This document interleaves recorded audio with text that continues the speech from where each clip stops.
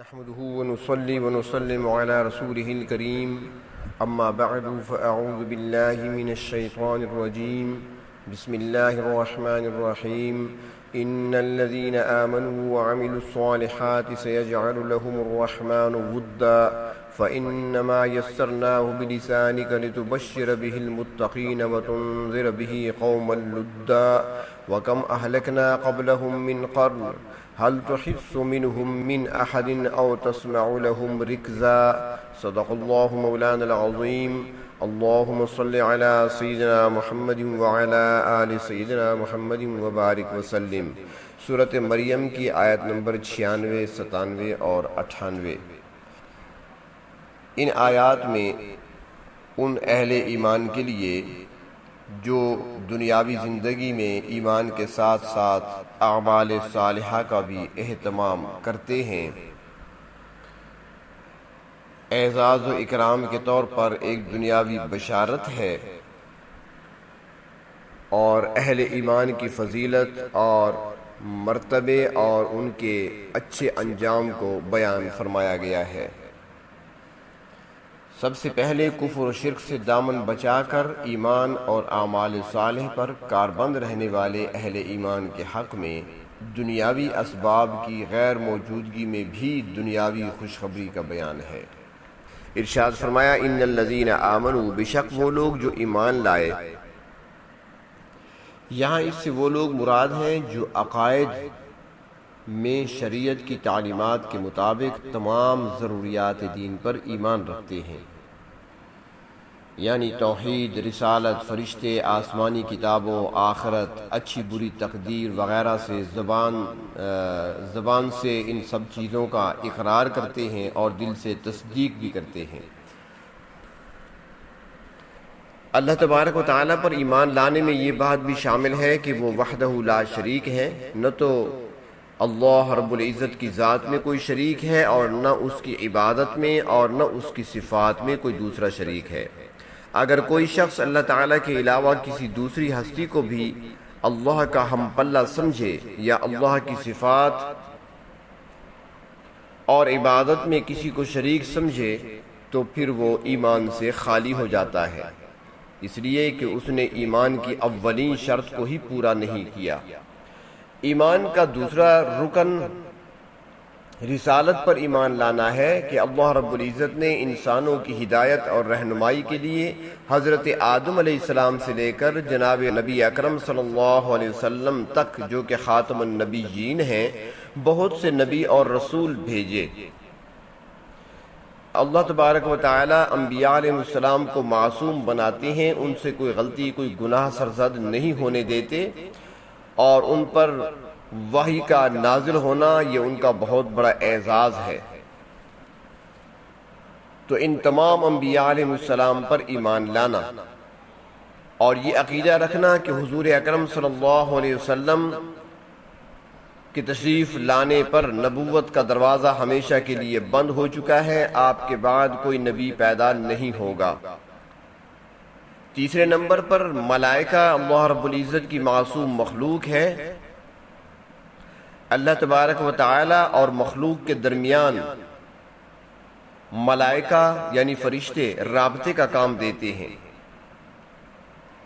اس دنیا میں فرشتے ہمیں نظر نہیں آتے، البتہ روایات میں آتا ہے کہ قیامت کے دن وہ نظر آئیں گے، تو فرشتوں پر ایمان لانا بھی ضروری ہے۔ چوتھی چیز آسمانی کتابیں۔ اللہ تبارک و تعالیٰ نے اپنے نبیوں اور رسولوں پر چھوٹے صحیفے اور بڑی کتابیں نازل فرمائی ہیں۔ مفسرین اکرام فرماتے ہیں کہ اللہ رب العزت نے کل 4 بڑی کتابیں یعنی قرآن حکیم، تورات، زبور اور انجیل نازل فرمائی اور 100 صحیفے نازل فرمائے۔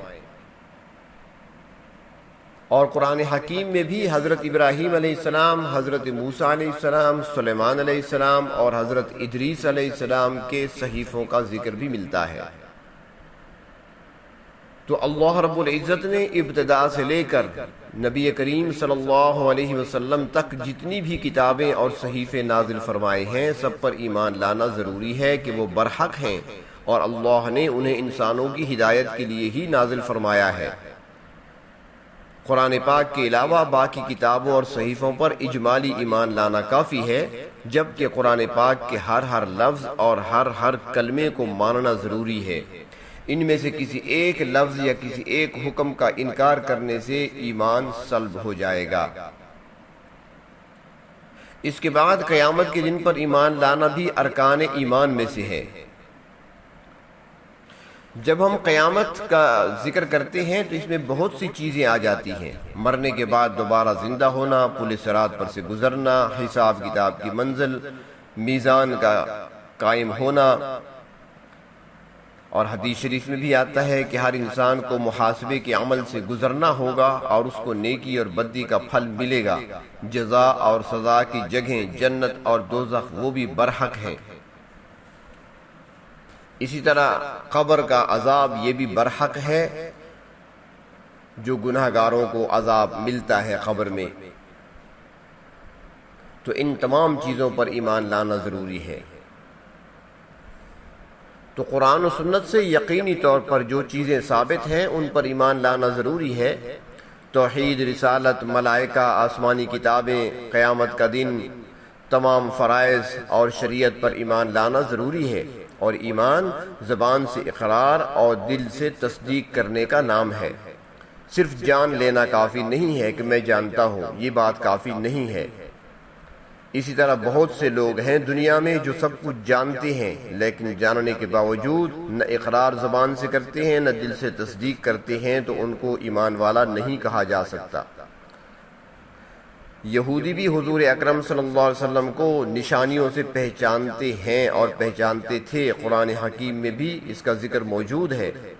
وہ یہ بھی جانتے ہیں کہ یہ اللہ کی آخری کتاب ہے، مگر چونکہ وہ تصدیق نہیں کرتے اس لیے مومن نہیں ہیں۔ تو فرمایا کہ وہ لوگ جو ایمان لائے وعملوا الصالحات اور انہوں نے نیک اعمال انجام دیے۔ نیک اور اچھے اعمال وہ ہیں جن کو قرآن اور شریعت اچھا کہتی ہے۔ عبادات میں نماز، روزہ، حج، زکوٰۃ یہ اچھے اعمال ہیں۔ اس کے علاوہ جہاد، اسلام کی تبلیغ، انسانیت کے ساتھ ہمدردی، صدقہ و خیرات یہ ساری اچھے اعمال ہیں۔ جو لوگ غریبوں اور مسکینوں کی مشکلات کو حل کرتے ہیں، اللہ رب العزت نے ان لوگوں کی بھی قرآن حکیم میں تعریف فرمائی ہے۔ انسانوں کو بد اخلاقی اور بد عقیدگی سے بچانا یہ سب نیک کام ہیں۔ تو فرمایا کہ جو لوگ ایمان لائے اور انہوں نے نیک اعمال انجام دیے، ان کا انعام یہ ہے سَيَجْعَلُ لَهُمُ الرَّحْمَنُ وُدًّا، ان کے لیے خدائے رحمان عن قریب محبت کا سامان بنا دیں گے۔ ودود اللہ رب العزت کا صفاتی نام ہے، یعنی محبت کرنے والا۔ مفسرین اکرام فرماتی ہیں کہ اللہ تبارک و تعالیٰ اپنے بندوں کو ایسی چیزیں عطا فرمائیں گے جن سے وہ محبت کرتے ہیں، یعنی جو چیزیں انہیں پسند ہیں۔ فرماتی ہیں کہ اس کا مطلب یہ بھی ہو سکتا ہے کہ اللہ تعالیٰ نیک لوگوں کے لیے دوسروں کے دلوں میں محبت ڈال دیں گے، جیسا کہ حدیث شریف میں آتا ہے جب اللہ تعالیٰ اپنے کسی بندے سے محبت کرتے ہیں تو جبرائیل علیہ السلام سے فرماتے ہیں کہ میں فلاں بندے سے محبت کرتا ہوں، تم بھی اس سے محبت کرو۔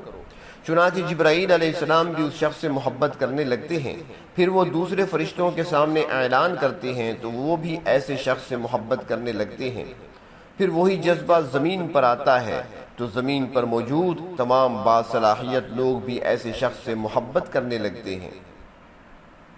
اور اسی طرح بغض کا معاملہ بھی ایسا ہی ہے کہ جب اللہ تبارک و تعالیٰ کسی نافرمان کو مبغوض سمجھتے ہیں تو جبرائیل علیہ السلام سے فرماتے ہیں کہ میں اس شخص سے بغض رکھتا ہوں، لہذا تم بھی اس سے بغض رکھو۔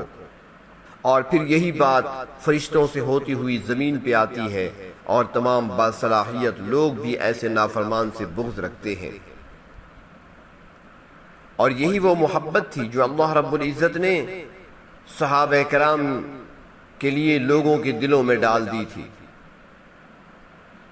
آج بھی باصلاحیت لوگ ان کا نام ادب و احترام سے لیتے ہیں اور ان کے معاملے میں کسی قسم کی گستاخی کو اور بے ادبی کو برداشت نہیں کر سکتے۔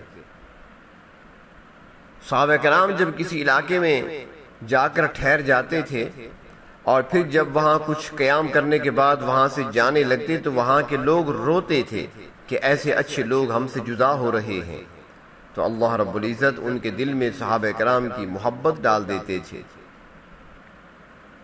حضرت ابو ہریرہ رضی اللہ تعالیٰ عنہ فرماتے ہیں کہ میں اور میری والدہ مسلمان ہونے کے بعد 4 سال تک حضور اکرم صلی اللہ علیہ وسلم کی خدمت میں رہ کر علم حاصل کرتے رہے۔ پھر آپ سے عرض کیا کہ حضور ہمارے حق میں دعا فرمائیں۔ آپ نے دعا فرمائی کہ اے اللہ مومنین کے دلوں میں ابو ہریرہ کے لیے محبت ڈال دیں۔ تو حضرت ابو ہریرہ رضی اللہ تعالیٰ عنہ کا اپنا بیان ہے کہ حضور اکرم صلی اللہ علیہ وسلم کی دعا کی برکت سے جو مومن بھی مجھے دیکھتا مجھ سے محبت کرتا۔ اور ہمارے لیے بھی یہی حکم ہے کہ جب کسی بستی میں جائیں تو پھر اس انداز سے دعا کیا کریں۔ اگر عربی کلمات نہیں آتے تو اپنی زبان میں کہہ دیا کریں کہ اے اللہ اس بستی کے نیک لوگوں کے لیے ہمارے دلوں میں محبت ڈال دیں اور ان کے دلوں میں ہمارے لیے محبت پیدا کر دیجئے۔ اور محبت کا معیار یہ ہے کہ جن لوگوں کے دلوں میں اللہ تعالیٰ کی محبت ہوگی وہ ضرور نیک لوگوں سے محبت کریں گے، اور جو اللہ کی محبت سے خالی ہوں گے وہ نیک لوگوں سے بغض رکھیں گے۔ کافر چونکہ خدا کی محبت سے محروم ہوتے ہیں اس لیے وہ انبیاء علیہ السلام اور صالحین سے بغض رکھتے ہیں۔ تو نیک لوگوں کے لیے محبت یہ اللہ تعالیٰ کی طرف سے انعام ہے۔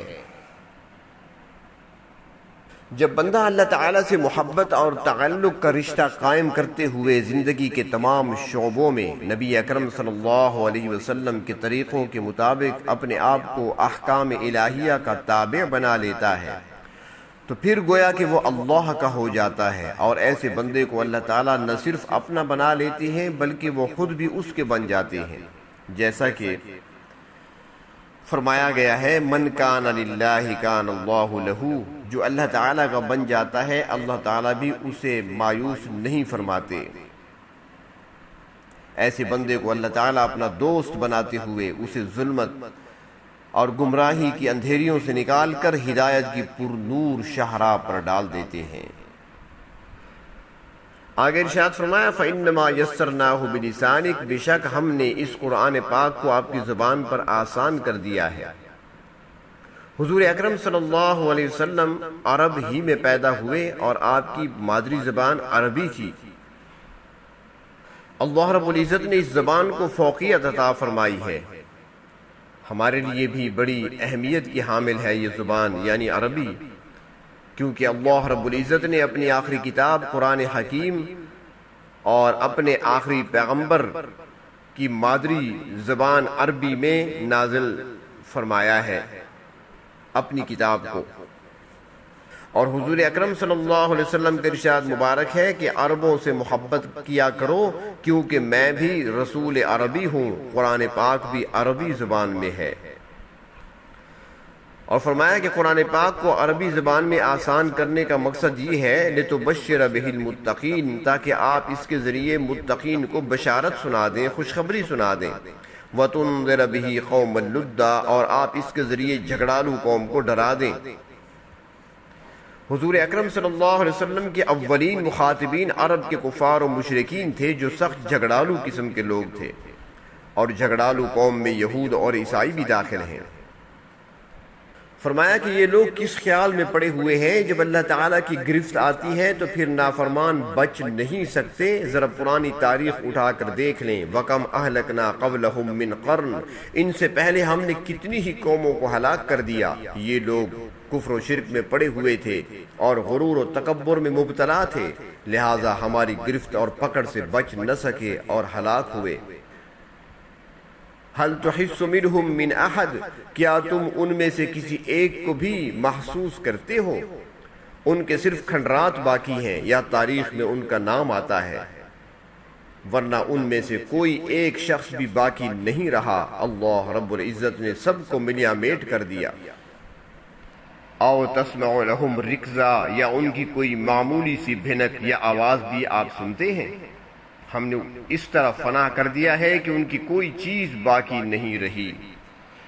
مفسرین اکرام فرماتے ہیں کہ یہاں سابقہ اقوام کی تباہی کے تناظر میں حضور اکرم صلی اللہ علیہ وسلم کے ذریعے پوری امت بالخصوص نافرمانوں کو سخت تنبیہ کی جا رہی ہے کہ سابقہ نافرمان قوموں کے تباہ حال آثار و نشانات کو غور و فکر اور نگاہ عبرت سے دیکھیں کہ ان کے صرف کھنڈرات اور آثار قدیمہ ہی باقی ہیں، اس کے علاوہ ان کی کوئی آواز معمولی سی معمولی آہٹ تک سنائی نہیں دیتی۔